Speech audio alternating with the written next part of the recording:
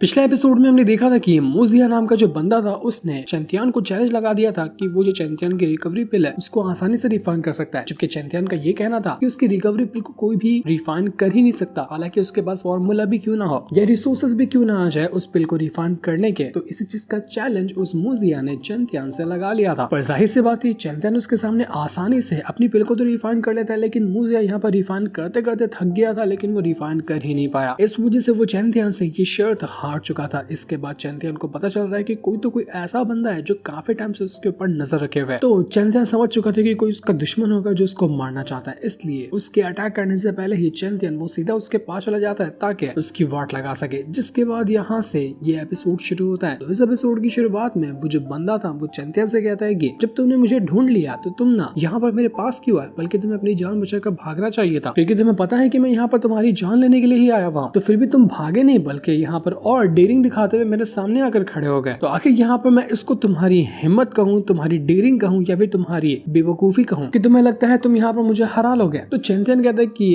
अगर तुम जैसे बंदे को जो मेरा एनी टाइम से पीछा कर रहा है उसको मैं ना खत्म करूँ और उसके बाद कंपटीशन के अंदर चला जाऊँ तो मैं कंपटीशन के अंदर सुकून से पार्टिसिपेट ही नहीं कर पाऊंगा। पहले अपने दुश्मनों का सफाया कर दूं, उसके बाद आराम से मैं कंपटीशन कंप्लीट करने जाऊंगा, तभी तो मजा आएगा। तो ये सुनकर वो जो बंदा था वो कहता है कि कंपटीशन भूल जाओ उसको, तुम उसके अंदर जा ही नहीं पाओगे, क्योंकि यहीं पर मैं तुम्हारी जान लेने वाला हूँ। क्योंकि ये वही था जो कि पेंगफी का जो मास्टर है ना उसका दोस्त, और पेंगफी के मास्टर और सारे के सारे लोगों ने मिलकर यहाँ पर चैंतियान की फील्डिंग सेट करके रखी हुई है। तो इसी वजह से वो आया था चैंतियान को मारने के लिए। वो तुरंत ही यहाँ पर अपनी पावर का यूज करते हुए चैंतियान को एक अजीब से धुएं के अंदर ट्रैप कर देता है, और उसके बाद तो यहाँ पर देखते ही देखते बाकी सारे जो लोग थे, पेंगफी का मास्टर और उसके बाकी दोस्त वगैरह, वो सब आकर पहुंच चुके थे और सभी ने चारों तरफ से चैंतियान को घेर लिया था ताकि चैंतियान की जान ली जा सके। तो ये देखकर छोटू भी जो था वो चैंतियान से कहता है कि चैंतियान देख रहे हो जरा, यहाँ पर ना तीन सेंट रैल के बंदे आए हैं जो कि तुम्हारी जान लेना चाहते हैं। अब तो लगता है कि आज का दिन ना बड़ा मजेदार होने वाला है, यहाँ पर हमें एक कमाल की फाइट देखने मिलेगी। चलो चैंतियान दिखा दो कि तुम इनको क्या कर सकते हो इनका। तो चैंतियान यहाँ पर उन तीनों से कहता है कि तुम यहाँ पर आए हो मुझे मारने के लिए, लेकिन उससे पहले क्या तुमने अपने तीनों के कफन दफन की तैयारी करके रखी है क्या? अरे अपना कॉफिन तैयार रखना चाहिए था, क्योंकि यहाँ से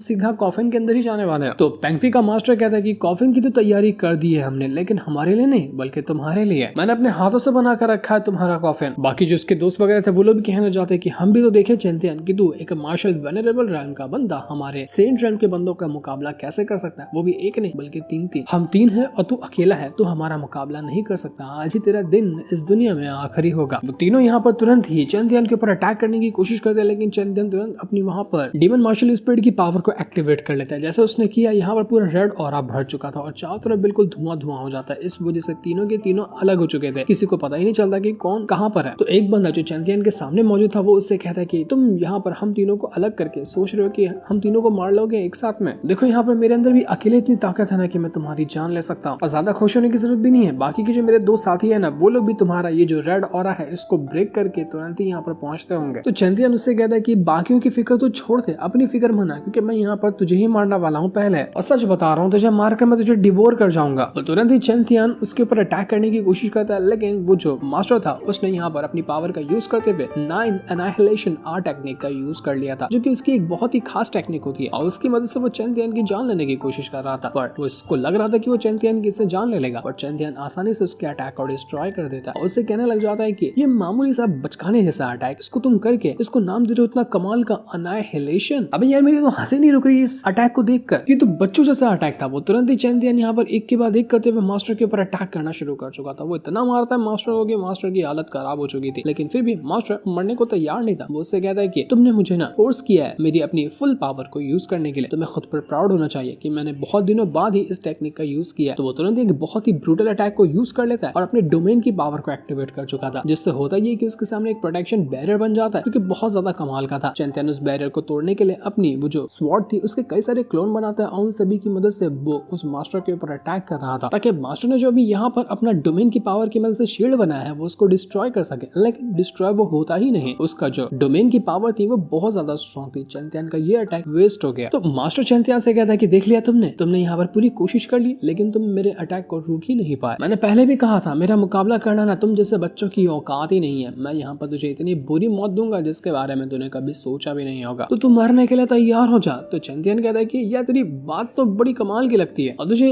गलत फहमी हो रखी है कि तूने यहाँ पर जो डोमेन की पावर है ना तेरी वो तुझे बचा लेके देख मैं तेरी डोमेन की पावर को ऐसा चुटकी बजाते हुए तोड़ सकता हूँ।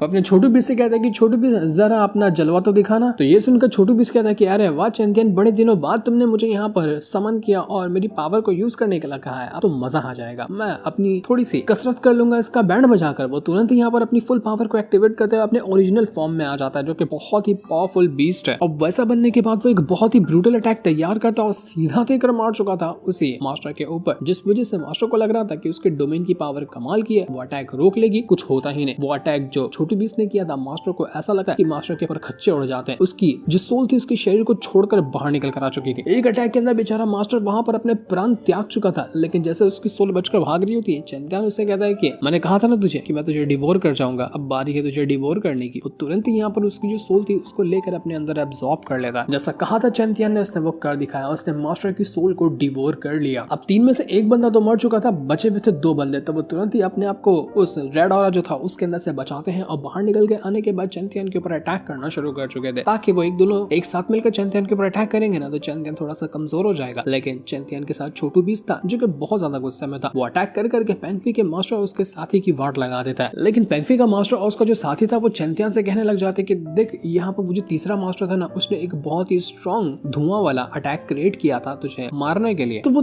धुएं वाला अटैक कहाँ चला गया? आखिर वो इतना अचानक से गायब कैसे हो सकता है? तो चैंपियन कहता है कि यार तू धुएं वाले अटैक की बात कर, जरा चारों तरफ नजर घुमा के तो देख, तुझे वो मास्टर भी दिखता है क्या? मास्टर ही नहीं बचा तो उसका अटैक कहां से बचेगा? मैंने उसको काट डाला, बहुत ही ब्रूटल तरीके से उसको मारा है और उसको डिवोर कर लिया। अब बारी है तुम दोनों की भी। तो ये सुनकर पेंगफी का मास्टर और उसका साथी जो था वो यहाँ पर चैंपियन का मजाक उड़ाने लगते हैं कि अबे जा मजाक समझ के रखा है क्या? तू एक मार्शल वेनरेबल रैम का बंदा, तू सेंट रैम के बंदे को मार लेगा? तू सपने में भी ये काम नहीं कर सकता। ऐसा तो सपना भी नहीं देखना चाहिए जिसके बारे में तू रियलिटी में कह रहा है। तो चैंपियन कहता है कि जो तुमने अभी डायलॉग मारा है ना, सेम डायलॉग उस मास्टर ने भी मरने से पहले मारा था, लेकिन क्या हुआ? मार डाला मैंने उसको, अब तुम्हारी बारी है। ये सुनकर वो दोनों के दोनों बंदे हैरान रह जाते कि भाई साहब क्या ये सच तो नहीं कह रहा, क्योंकि हमें यहाँ पर वो मास्टर दिखाई नहीं दे रहा, कहाँ गायब हो गया? अगर इसने सच में उस मास्टर को मार दिया है तो बाप रे ये बहुत ज्यादा खतरनाक है। वो दोनों तुरंत अपनी पावर को एक्टिवेट करते और एक साथ अपने डोमेन की पावर को एक्टिवेट करते हुए चैंपियन के ऊपर अटैक करने के लिए तैयार थे। वो लोगों ने जैसे अपनी पावर को एक्टिवेट किया, बहुत ही स्ट्रॉन्ग अटैक बन जाता है और दोनों का दोनों अटैक यहाँ पर चैंपियन को लगने वाला था ताकि चैंपियन की जान ली जा सके। लेकिन चैंपियन को इससे फर्क नहीं पड़ता, वो भी अपनी पावर को एक्टिवेट करता है और अपनी लाइटनिंग पावर का यूज करते हुए ऐसा ब्रूटल अटैक देकर मारता है कि दोनों के दोनों जो डोमेन की पावर थी वो 1 सेकंड के अंदर डिस्ट्रॉय हो चुकी थी। चैंपियन कहना चाहते कि नमूना देख ही लिया ना, बिल्कुल इस तरह से मैंने तुम्हारे एक मास्टर को मारा था, अब तुम दोनों की बारी है। अगर अभी भी यकीन ना हो तो तुम्हें मरने के बाद तो यकीन हो ही जाएगा। तो इसका ये जवाब सुनते साथ ही वो जो मास्टर वगैरह थे वो तुरंत ही वापस अपनी पावर को एक्टिवेट करते और उनके बाद जो सबसे टॉप लेवल की टेक्निक वगैरह थी उसको यूज कर चुके थे। पेंगफी का मास्टर तो अपने मल्टीपल ड्रैगन को समन करता है और दूसरा वाला जो बंदा था उसने अपनी एक जायंट निर्वाणा स्वॉर्ड को समन कर लिया था। और अब ये दोनों ना यहाँ पर अपने अटैक को मर्ज कर लेते हैं। उस स्वॉर्ड के अंदर ड्रैगन की पावर जाकर मर्ज हो चुकी थी और वो स्वॉर्ड इतनी स्ट्रॉन्ग हो जाती है कि अगर कोई अच्छा खासा कल्टीवेटर है जो कि सेंट रैंक के ऊपर का भी है ना, उसको भी जान से मारा जा सकता है। लेकिन यहाँ पर चैंपियन के ऊपर जिम्मेदारी थी कि वो मार्शल वेनरेबल रैंक पे होने के बाद भी उस अटैक को रोके। दोनों के दोनों मास्टर तुरंत ही पूरी फुल पावर को एक्टिवेट करते हुए चैंपियन की जान लेने की कोशिश करते थे। चैंपियन कहता है कि तुम्हें क्या लगता है तुम अपनी डोमेन की पावर दिखाओगे और यहाँ पर मेरे पास कोई अटैक ही नहीं होगा उसका जवाब देने के लिए? ठीक है, अब मेरी बारी है, मैं अपना डोमेन की पावर तुम्हें दिखाता हूँ। वो तुरंत ही स्काई एम्परर की जो डोमेन की पावर थी उसको एक्टिवेट कर लेता है और जैसे उसने अपने यहाँ पर स्काई एम्परर की पावर को एक्टिवेट किया, उसके पीछे जो एक बहुत ही ब्रूटल वाला बड़ा वाला फॉर्मेशन क्रिएट हो जाता है ना, जब वो स्काई एम्परर की पावर को यूज करता है तो वो यहाँ पर क्रिएट हो चुका था और वो इतना जायंट और इतना बड़ा होता है कि मानो 1 सेकंड के अंदर पूरे इलाके को ही वो निगल जाए। कल्टीवेटर इंसानों की तो बात ही छोड़ो, वो इलाका निगल जाएगा, इतना ब्रूटल वो डोमेन की पावर थी। देखकर तो दोनों के दोनों बंदे पागल हो जाते कि हम अपनी आंखों से ये क्या देख रहे हैं, ये है क्या चीज, आखिर ये काम कैसे करती है, क्या होता है इसके अंदर से? तो चैंपियन कहता है कि फिक्र क्यों कर रहे हो, अभी मैं तुम्हारे पर इसका अटैक करने ही वाला हूँ, आराम से पता चल जाएगा तुम्हें कि आखिर ये किस तरह से काम करती है। जैसे ही चैंपियन ने यहाँ पर उस डोमेन की पावर को एक्टिवेट किया था, उस फॉर्मेशन के अंदर से ऐसी पावर बाहर निकल कर आती है कि वो जो मास्टर और उसका जो साथी था 1 ही सेकंड के अंदर उन दोनों की जो सोल थी वो उनके शरीर को छोड़कर बाहर निकल कर आ चुकी थी। दोनों की सोल यहाँ पर डिस्ट्रॉय होने लग गई थी। चैंपियन कहता है कि मैंने कहा था ना तुम दोनों को भी डिवोर कर जाऊंगा। तो सबसे पहले वो यहाँ पर एक बंदे को डिवोर करता है तो वो बंदा कह रहा होता है कि मुझे मेरी प्लीज सोल को छोड़ दो। देखो चैंतियन तुम्हें जो चाहिए ना मैं वो देने के लिए तुम्हें तैयार हूँ, लेकिन तुम मेरी सोल को डिवोर मत करना, मत मारना मुझे। पर चैंतियन तुरंत ही यहाँ पर उसकी भी सोल को डिवोर कर जाता है। इसके बाद बारी थी पेंग फी के मास्टर की सोल को डिवोर करने की, तो वो उसकी भी सोल को यहाँ पर डिवोर कर चुका था। तीनों के तीनों जो मास्टर थे सेंट रेल्म के बंदे, चैंतियन ने तीनों को डिवोर कर लिया, जिस वजह से चैंतियन की पावर काफी ज्यादा इंक्रीज हो जाती है। चैंतियन ने तो कमाल करके दिखा दिया, उसका कोई जवाब ही नहीं। वांग लिन जैसा वो भी बनता जा रहा है। तो यहाँ पर ये होते साथ ही स्वॉर्ड एम्परर चैंतियन से कहता है कि चैंतियन तुमने ना अभी के अभी 3 सेंट रेल्म के बंदों की सोल को डिवोर किया, ये चीज तुम्हारी बॉडी जो है ना वो हैंडल नहीं कर पा रही। तुरंत जाओ और उसको रिफाइन करने की कोशिश करो, कोई शांत जगह ढूंढो और वहां पर अपनी कल्टीवेशन करो, वरना तुम्हारा शरीर ना बिल्कुल फट जाएगा। तो चैंतियन भी जल्दी से वहां से भाग जाता है ताकि अपनी कल्टीवेशन वगैरह कर सके और इस पावर को वो हैंडल कर पाए।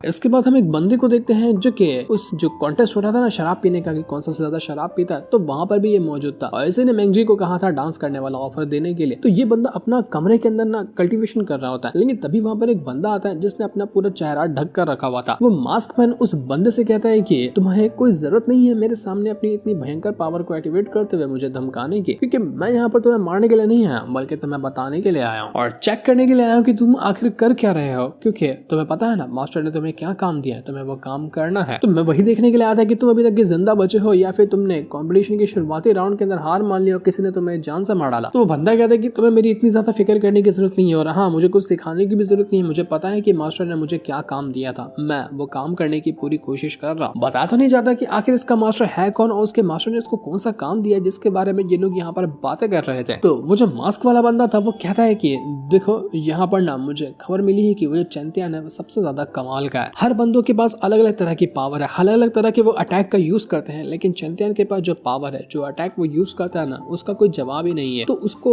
हराना या फिर उसका कुछ कर पाना बहुत ज्यादा मुश्किल है। इसी वजह से ना बहुत सारे मास्टर वगैरह की उस चैंतियन के ऊपर नजर बनी हुई है। तो इतना जल्दी वो चैंतियन मर ना जाए इसका भी थोड़ा जुगाड़ कर देना, क्योंकि जब तक वो जिंदा रहेगा ना तब तक हमारे लिए फायदेमंद होगा। अब इनके बीच क्या खिचड़ी पक रही थी ये सारी चीजें तो हमें आगे चलकर ही अच्छी तरह से डिटेल में पता चलने वाली है। तो वो बंदा भी कहने लग जाता है कि ठीक है जो तुम कह रहे हो मैं यहाँ पर पूरी तरह से समझ चुका हूँ, लेकिन इस तरह से बार बार आकर मुझे परेशान मत करना, वरना अगर किसी ने तुम्हें यहाँ पर देख लिया तो बहुत बड़ी गड़बड़ हो जाएगी। जिस पर वो दूसरा मास्कमैन कहता है कि ठीक है मैं यहाँ से जा रहा हूँ, उम्मीद है कि तुम अपना काम पूरी तरह से कंप्लीट करोगे। तो इतना कहने के बाद वो बंदा तो वहां से जा चुका था। इसके बाद हम कल का सीन देखते हैं जहाँ पर सारे के सारे डिसाइपल को कॉम्पिटिशन के जो आगे वाले राउंड है उनमें जाना था। तो जाने के लिए वहाँ पर सारे के सारे लोग आकर तैयार हो चुके थे कि हम लोग अभी यहाँ से निकलने वाले हैं, लेकिन सभी लोग डिसाइपल वगैरह इंतजार कर रहे थे, लेकिन मास्टर उनको जाने देते ही नहीं। तो डिसाइपल पूछते कि क्या हुआ अभी तक हम क्यों नहीं जा पा रहे हैं। तो मास्टर कहते हैं कि अभी ना चैंतियन को आना बाकी है, जब तक चैंतियन यहाँ पर नहीं आता तब तक हम यहाँ से निकलेंगे नहीं, एक बार वो आ जाए फिर हम यहाँ से निकल जाएंगे। तो डिसाइपल वगैरह कहते हैं कि मास्टर क्या आपको सच में लगता है कि वो आएगा, क्योंकि मुझे तो नहीं लगता कि वो आने वाला है, वो किसी मैटर में पड़ गया होगा, वहीं पर उसकी हालत खराब हो गई होगी। लेकिन मास्टर को पता था कि चैंतियन आने ही वाला है और जैसा उन्होंने सोचा था वो चीज वहाँ पर हो भी जाती है। चैंतियन तुरंत वहाँ पर आकर पहुंच जाता है और यहाँ पर आने के बाद कहने लग गया था कि